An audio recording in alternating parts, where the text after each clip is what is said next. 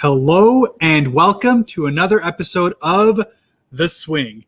As always, it's your boy HK and I'm joined by my co-host, that guy Owais. As every week on Tuesday, we come live on SportsTrends on our YouTube channel with The Swing podcast to speak about all the big stories that are going around in the world of the NBA. We're obviously less than a week away from the playoffs, finally, after what has been just an absolutely tumultuous season as far as injuries go, as far as COVID protocols go, as far as all of these things that have made this such a weird season to be a part of. But we are reaching that zenith. We are reaching that final point, that takeoff runway from which the teams that are really looking to stamp their authority to make that run deep into the postseason this year can get their journey started. That's what we're going to be focusing on today, with a couple of teams that have really not only surpassed expectations, but have now also put themselves into scenarios where they could potentially upset what were otherwise favorites coming into this season, heading into the postseason. So we're going to spend time talking about that. But before we do, as always, the Swing Podcast is proudly sponsored by Thrive Fantasy. It's a daily fantasy sports and props app where you join tournaments on a nightly basis. And it's very simple. You just pick the over and under on different statistical measures to see if you can have a lineup that ends up in the top 10% of all lineups for that night, and you will win great cash prizes. And as always, being a listener of The Swing, if you join Thrive Fantasy with the promo code SWING, SWING, your deposit up to $50 will be matched 100%. So definitely join up, sign up, and prop up today. That guy Owais, I know we've been talking about this. We've been talking about the kind of stuff we're seeing from someone like a certain chef who has just kind of reawoken, come back from everyone who was writing him off earlier into the season, and now getting to a point where they are now literally at the precipice of the play-in tournament. Didn't look like it would have been the case earlier on in the season, and they may have an opponent that probably was the last opponent on the minds of people coming into a play-in tournament. Why don't you talk a little bit about that? Before I even get into that, I don't want to talk about the play-in or whatever else, and that's more your specialty, because as much as I want to talk about it, I know you got a lot to talk about it. What I want to talk about is how incredible Steph Curry has been playing in the last, well, actually, you can argue the entire season. Let's take a look at some highlights. That game against the Jazz, literally, we were just talking about it. This guy turned it around in like the fourth quarter. This guy wouldn't miss, okay? So, Steph, like if we were just to read his stats over the course of this particular season, man, this guy's averaging 34 minutes, 32 points a game, shooting almost 50% from the field and about 42% from three-point land. Now, a few episodes ago, I think we had a conversation about who we thought would be the MVP. And, to this day, we were talking about the bigs, Joel Embiid, Jokic, but Jokic seemed to be the front runner in every statistical category.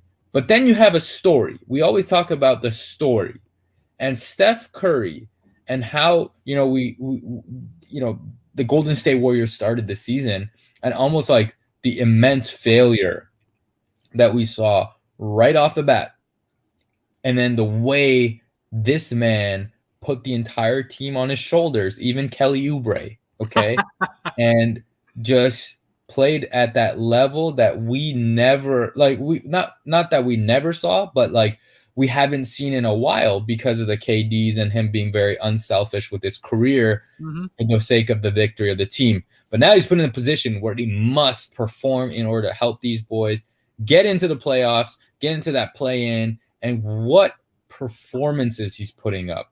I want you to just talk about that, and then I want to talk about that play-in and the opponents and everything. What do you got in mind for this? Well, first of all, any kind of praise that can be put on this Steph Curry is, in my mind, not enough. The guy who has absolutely changed the game, the guy who is only 83 pointers behind the current leader in Ray Allen with over 500 less games played.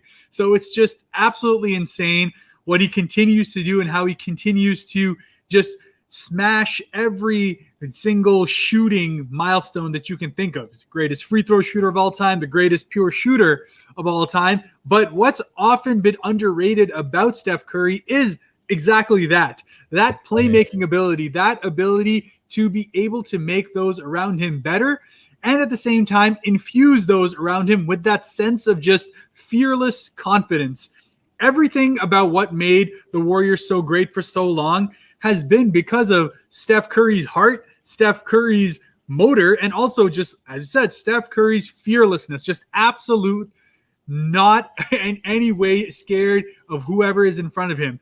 And in this season where the Warriors, would have come into the season hoping for some really big things, obviously lost Klay Thompson right at the beginning, lost him to an injury that took him out for the entire season. Hopefully he'll be back for the next one.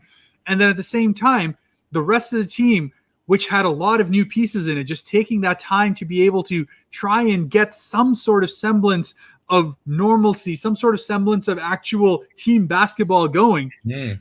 And it has been an absolute difficult journey for them. Oh, without a doubt.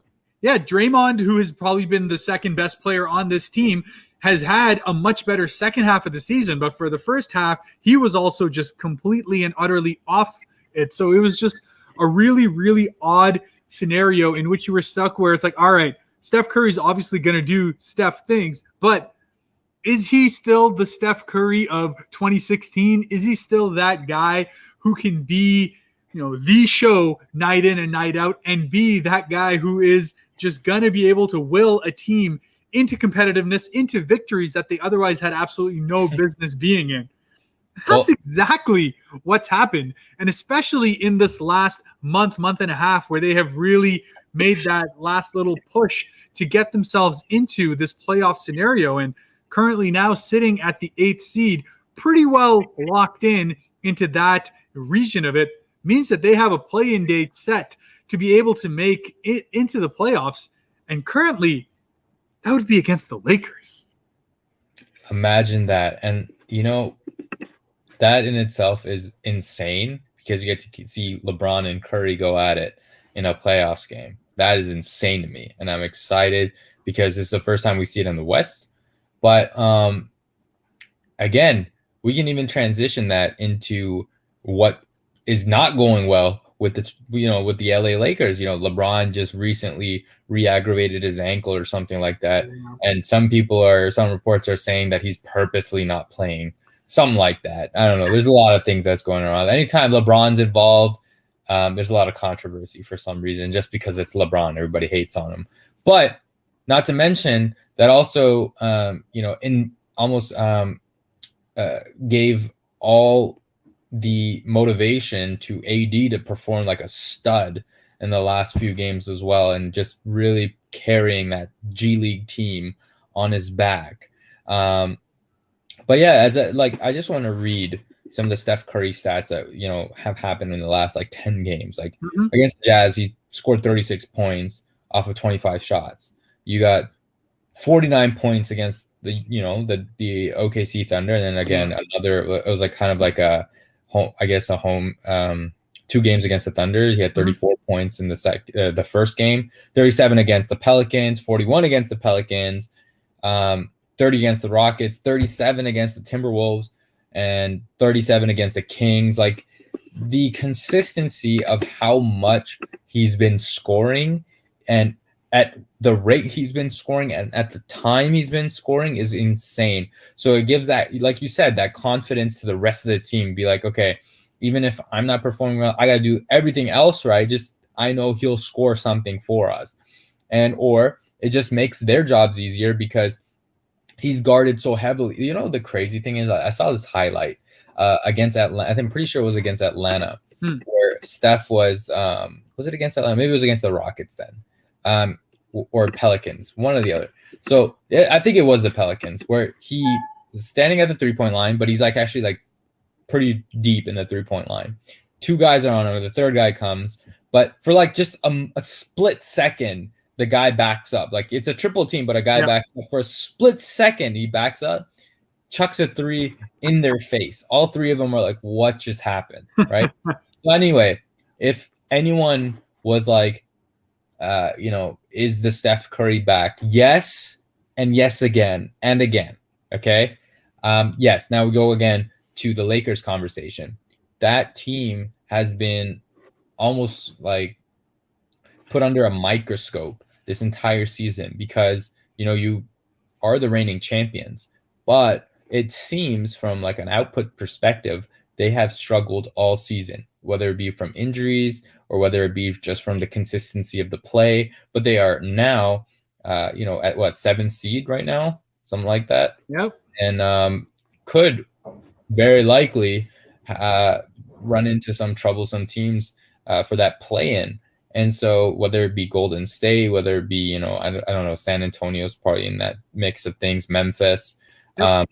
Well, that's the 9-10 one. So basically, for those who haven't been kind of keeping up with how the play-in scenario is going to be working, it's the same as what they had last year, but obviously it was the first year in which it was truly implemented. So it was this year now that people knew from the beginning that this is what's going to happen, in which at the end of the regular season, the 7 and 8 seed are going to go ahead and play against each other, the winner of which gets crowned as the 7 seed going into the playoffs, and they'll play the 2nd seed as regular. But the loser of that one gets another opportunity because of the fact that they ended up in the top 8 to play the winner of the 9 and 10 seed, of which whoever wins that 2-game series, correct? Exactly. It's like a 2-game series to be able to give the opportunity for the team that had been better in the regular season to essentially have an off night, yet still be able to get into the playoffs if the next thing does happen. And like I said, as far as the Lakers are concerned, one, obviously the health factor of it is going to be everything. As much as people are always worried about how the Lakers are going to be dethroned, how LeBron is going to go out, he always finds a way to show up in the playoffs and make it seem like it's nothing. 0 dark 30, Asian 0, whatever mode LeBron likes to get into, playoff mode. And we have seen it year in, year out. And I don't expect them to get knocked out in the play-in or anything like that. But it's just really, really funny and interesting to me that two teams that have year after year after year been conference finalists, at least NBA finals matchups. It's like this meme that I saw earlier today where it's like LeBron is looking at Steph, you shouldn't be here. Neither should you. Yeah. And that's the 7-8 play-in matchup that's happening here. But what that does give us is absolute must-see TV. Because I swear, I could see Steph going off for 60 in that game just to see in a scenario where LeBron and AD are absolutely stretched to the limit to really force themselves to get past the Golden State Warriors, because it's not going to be easy. And once, as we know, Steph Curry gets into a rhythm, it's absolutely unstoppable. And there's no more telling stat of that unstoppability than the one that's come up now about the most games of 10 plus 3-pointers that have been done. Let me just start with this. Second place is shared by 2 people, which is James Harden and Klay Thompson. And they have 5 games, which by the way is insane in and of itself. 5 games in which they've hit 10 threes or more. You know how many Steph has done? 22. 22, 7 of them in this season. And it's just been absolutely ridiculous that way he does it. And he does it at the efficiency that he continues to just display. 43% from the 3-point line this season as well. And he's ruining the day. He's ruining the game, guys. He's ruining the game. Everybody who's growing up is now shooting from half court to warm up. And it's because of this one man, 6'2", Steph Curry. What the heck? It's exciting. It's exciting. I cannot wait. You're absolutely right. We cannot wait. But now let's talk about another person who's made history. And just, a lot of people, we talked about him, I think, in our last podcast, and that's Russell Westbrook. And yes, he sir. has now taken over that top spot as the triple-double king. Talk about it. Man, 182 triple doubles in a career. I don't care what people will say with regards to whether it be stat padding, whether it be whatever. The fact of the matter remains that no one has ever in this era come anywhere close. This is a record that stood for 47 years with Nope. Oscar Robertson, 181 triple doubles that has now been surpassed. And it is just, I said, it's a testament, first of all, to the absolute motor with which Russell Westbrook plays. And regardless of what it is, this is the highest level of competition. And for a guy to be able to do that, and by the way, do that in which he wins 75% of the time. So it's not just that he's just getting the numbers for the heck of getting the numbers. These are directly contributing to victories by and large for his squad. And especially given what we've been seeing of the Washington Wizards as of late, that real final push, they're going to get into the play-in now. Obviously, we're going to speak about our homeboys that have been officially eliminated now out of playoff contention, which essentially sets it up that both Indiana and Washington, barring anything unforeseen, are going to be the two squads that make up the 9-10 for that side of the play-in, with obviously the rest of those 7-8 seeds with Boston and Charlotte at the moment making up that. So I said, very different dynamic that we're going to be seeing over there. But going back to Russell Westbrook, who has been just on an absolute other level as far as his intensity and his will to win has been for the Washington Wizards. And even the games that they've lost in the last 2 to 3 weeks, if you look at it, all of them have been single-digit losses to the top teams of the league, whether it be against Milwaukee, 1 point loss there, whether it be a Western Conference rival on the other side as well, 1 point loss. It's just absolutely insane that he has gone ahead and done this. And, this was the game in which he's able to do it. He did it earlier on where he grabbed the rebound on there. But look, despite what his shooting could be, that obviously was a game winner, which unfortunately did not go down. Mm-hmm. But it's the two sides of Russell Westbrook. We obviously know that he has this tendency to not be the greatest of shooters out there. But at the same time, he also has that just irrational confidence in which he will take it. And the fact of the matter is, a lot of times you won't be expecting it, and he'll make those shots too. So it's just one of those where, like, regardless of what the numbers say, regardless of what the analytics can sometimes point to Russell Westbrook as being less effective than what the eye test is obviously telling us, he's still getting double teamed every time he gets the ball because he just creates so much just gravity, so much incredible disturbance and disruption every time he gets the ball, especially in the fast break. And that motor has never gone away with Russell Westbrook, regardless of what kind of injuries he's had, regardless of what the people say about him, regardless of what teams he's been on. Westbrook will play as Westbrook plays, and that is by and large a positive boon for the squads that he has been on, regardless of what the narrative may otherwise say. So from my end, massive congrats to Russell Westbrook. Huge fan as always. Love the fact that he was able to have this kind of a achievement, not only for himself, but for point guards all around, because the conversation starts to become about who is Mr. Triple-Double, who is, one of the top guards of this era, and Russell Westbrook's name is undoubtedly up there without a doubt. Without a doubt. And, the funny thing is that no one ever thought that record that Oscar Robertson had would ever be beat. That was the thing. They're like, no one's ever going to touch that. Russell Westbrook a triple-double season. Didn't happen. Then we have not one, not two, not three, but now four triple-double seasons that has now been put into the history books by none other than Russell Westbeast. Now, the one downside of this, first of all, I want to shout out my friend Ryan Alfonso because he's a huge Westbrook fan and he's probably like cheering him on, going crazy right now at this. But also, it kind of hurts because, yes, the Raptors did lose out and are officially eliminated from playoff contention this year, to the smiles of our boy, your brother, my best friend, TK. And that's the unfortunate truth. Happy for Westbrook, happy for Washington because they've had an incredible story this season for sure. But now let's talk the Raptors really quickly.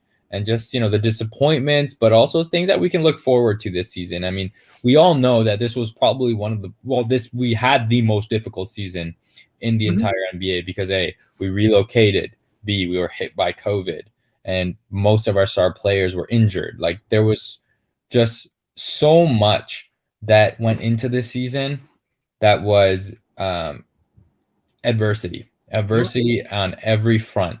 And so I want to give a shout out. Like, as much as I criticize our players, I can also understand being away from family, feeling uprooted most of the season is difficult.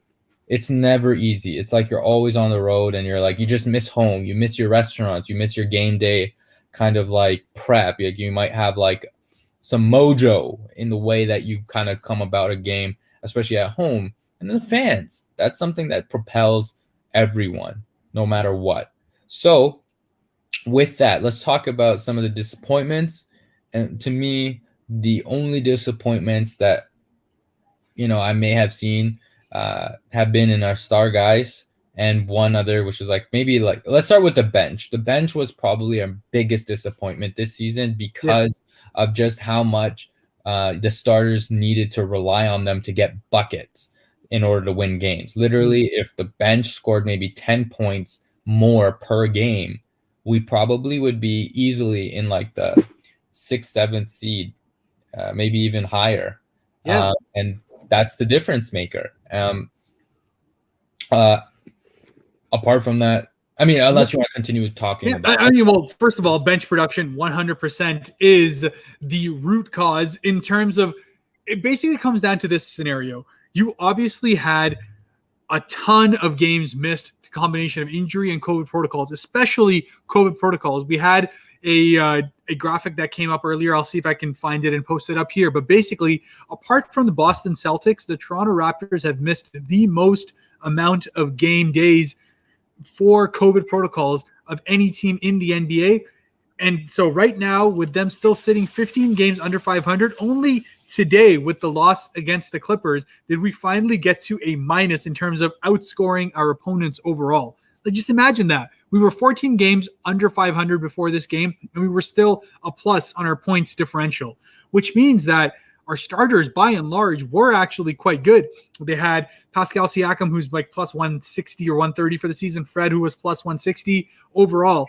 I mean, the starters did their job. The problem is we also had an immense amount of different starting lineups. We broke that record for the Raptors earlier with that last starting lineup. 34 different starting lineups. That's just insane amount of adversity that the Toronto Raptors faced. And as I said, there's obviously things that need to change as far as not only bench production is concerned, but also how some of the starters perhaps gel with each other and how they initiate the offense and how they go about doing things, especially once things slow down in the half court, where we've had our troubles, especially when Kyle Lowry is not playing. So that's just things that you work on in the offseason, things you do to make yourself get better.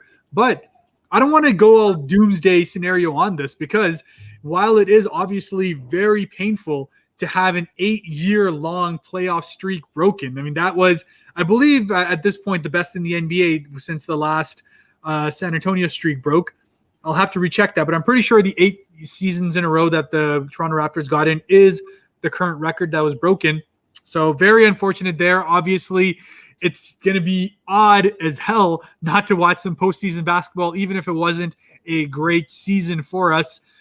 It just felt weird. To the end, I was just of the scenario that, the real Raptors are somewhere in between this. They're not this bad. They're probably not as great as they had that February run where they were beating teams left, right, and center and had their full team healthy. Somewhere in between. But that somewhere in between is a solid postseason team. And as you said, being uprooted, out of home, just in so many different scenarios, at some point it's going to catch up with you. This season happened to be that. But the silver lining of it is we did get a lot of great development, not only in a lot of our fringe players, such as Chris Boucher, guys who have become legitimate players in the NBA, and legitimate guys that we can go ahead and rely on going forward. But there's also a draft pick that's going to come out of this as well, which we're going to have to start to think about what it is that we're going to do. There's a lot of questions to be answered. Kyle Lowry's future, a number of other things. And as the Swing podcast obviously likes to focus on the Raptor side of it, we are going to have an episode really talking about where it is that we could see potentially the direction of the franchise go in the short term and where it is that we could see some improvement coming in. But until then, the reality sets in that the Toronto Raptors are out. Doesn't mean we're not going to see them back, but it does mean that this postseason is going to be that little bit weaker for it, but it's still shaping up to be an epic one. It's going to be epic nonetheless, man, whether with or without the Raptors. But, we talked about some of the bench being an issue. For me, some, I guess, points of improvement for guys like Pascal Siakam and Fred VanVleet. I would say for Freddie is to develop a better court vision, or at least learn to play off the pick and roll a little bit better. Get your guys fed in the mid-range and just try and, get the ball moving early. The more I felt like Freddie this season, he had some great games. He had that, career high 54, which was insane. But just being able to spot, some plays happening before they happen, kind of similar to what Kyle does for us. You've got those bigs now that can really help you on that pick and roll. So use it to your advantage and get guys going instead of over dribbling and running the clock down. As for Pascal, I want you to continue taking shots in the clutch, keep trying to get better and better in that scenario, but also develop a mid-range, really develop that half-court game where you can ISO somebody or even get double team, but still be able to put a fadeaway on someone's face, right? You have the length, you have the athletic ability, and it seems like you have the shot form for it. So just develop that a little bit. I would suggest you go see Hakeem Olajuwon and learn the fundamentals of the footwork, because you're getting there. But really learn from an African legend, someone close to home, someone who can really mentor you into that elite player that you have the potential to be. And then finally, let's talk about some really exciting people that we're looking forward to next season. And that happens to be Malachi Flynn. That happens to be Gary Trent Jr. Those two guys, to me, are pieces that I want to keep forever, however long I can. Okay. Malachi, I feel like has as much as he has struggled in some scenarios over the course of this season. And again, you can talk about the identity of the team not being able to practice, but I think this guy is literally a pure point guard, but also has the ability to create shots for himself. And he's had some runs in the fourth quarter where you're just like, okay, Steph? Is that Steph I see? So that's really exciting to see. And I know he's someone who can facilitate the ball a lot better than someone like Fred VanVleet. So really excited to see what he does. But Gary Trent Jr., you already know, the Pirate Man, Jack Sparrow himself, coming in and just that attitude, that swag, that eye test. He's just shooting on people's faces. Threes, contested or uncontested, just looks so pure. Love that. We want to see him succeed. We want to see him as a Toronto Raptor, and let's see what he can do. And that's kind of what I feel like. And I know you want to talk about Boucher, Birch, and Gillespie, and a few other guys. Yeah, and as you said, all of those otherwise spare part pieces have really proven themselves to be effective players in the spare time, in the time that they've gotten, and they've earned their minutes as time has gone on. Especially, Kem Birch, to me, I was already a big fan of him coming in to the Toronto Raptors, that scenario in which we were able to pick him up for next to nothing and have him on now. He's going to have his contract situation this season, and we probably have this one opportunity to be able to get him at a price probably less than he would otherwise command if he gets another full season to really showcase everything that he has been doing. So, obviously, trust in Masai. We all have constantly been in a good scenario as far as our financials are concerned. A lot of our contracts are going to come around to being some of the most sought after ones in the NBA.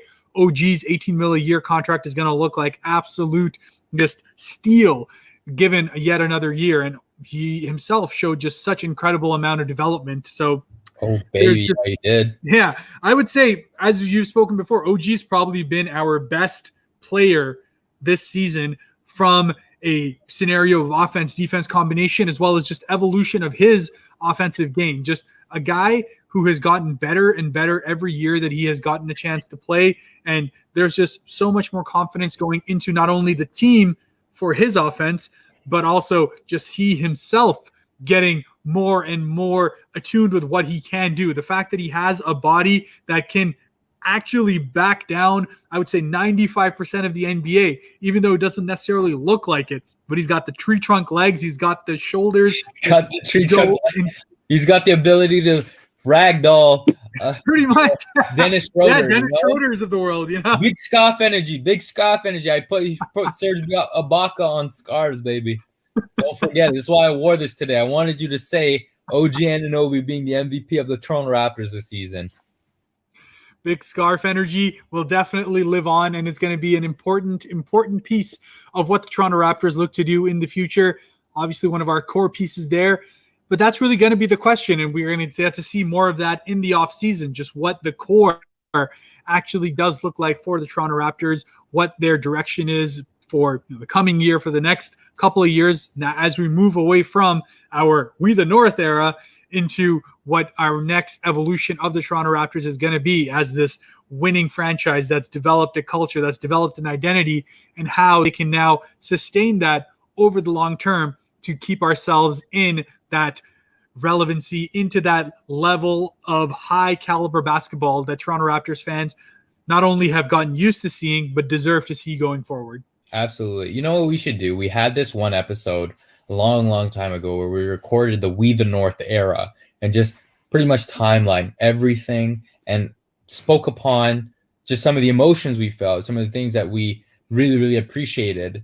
But maybe we can do a live podcast of that, maybe at the end of the season before the play, around like after the playoffs are done, Sure. Just kind of highlight or just reminisce and just enjoy those memories that we've had over the course of the last 8 seasons, because, it may seem like it was yesterday, but 8 years of, we were brought up on this, you know what I mean? Like we were at that age where we're able to understand the game at a higher level. And then we just saw that development.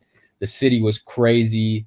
And if there is a team that Toronto should be proud of in the last decade, it has to be the Toronto Raptors, without a doubt. We got our championship. We had the highs and lows. We had DeMar, Kyle, high expectations, and then them not delivering, but then delivering the next season or whatever else. And then that heartbreaking Kyle and DeMar separation. Just an incredible arc. And I really can't wait. Like, I really think there needs to be a docuseries about just the Toronto Raptors in that We the North era. It has to happen. And we want to know all the itty bitty details, man. We want to know if Borkin is actually a horrible person to deal with. I want to know. But also I want to know the beef that maybe the Toronto Raptors had during the course of the 2019 season when we won, because apparently it wasn't one of those seasons where everybody was buddy, right? So much to talk about. But anyway, again, thanks everybody for joining. We had some great topics today. We talked about Steph Curry, Russell Westbrook, both guys making history. Toronto Raptors not making their 9th straight playoffs. Unfortunately, that's also historic, I guess, in some case. And thank you for joining. We want to hear what you guys think, because I think now, by the time the next episode comes out, the playoffs are pretty much going to be ready. So we want to know what you guys think in terms of who's coming out the East, what your favorite, play-in scenarios, like who you think is going to go through, but also, some of your favorite series that might pop up in the next one. So let's go. Absolutely. Check out HK's. Yeah, you talk about that. I know you're going to. Yeah. Hey, like I said, for those who are into daily fantasy, for those of us who are into basketball, not only as a fan, constantly watching, but also really get into that aspect of it, of drafting that perfect team on a nightly basis, really trying to make not only our passion, our joy, also maybe a little bit of a side income on the side as well. But for all of that little details, informations, definitely check out hoopball.com to be able to look into not only all of your daily fantasy things, all of your daily fantasy predictions, but with the Hoopball premium subscription, you will also get up-to-date articles by the minute on injuries that happen, on the right picks to be able to make, and what you can do to make your perfect lineup. And you get articles by me every Sunday as well. So definitely a lot to check out on there. And I'm very excited to be able to continue that journey. And as always, the Swing Podcast is here every Tuesday night. And we are going to be here for the next one to start the playoffs. That guy, Owais, what you got? One last thing, we want to congratulate Basil Jelani, the good the old man in our group, for winning our fantasy league this season. I thought it would be appropriate to do it on the podcast to congratulate him. We had a very, very interesting season, to say the least. Harris and I both had horrid injury troubles, and most guys hate us. They didn't want to trade with us, and if they did, they'd be horrible with their offers.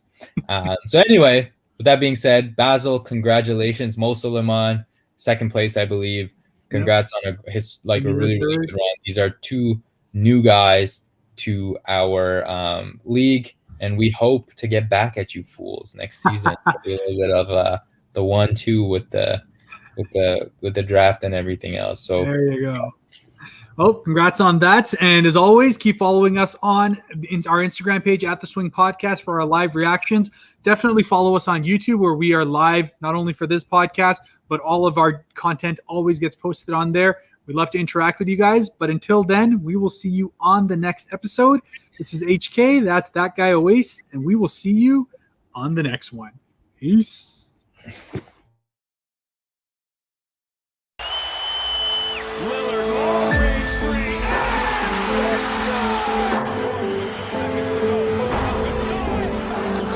Simmons.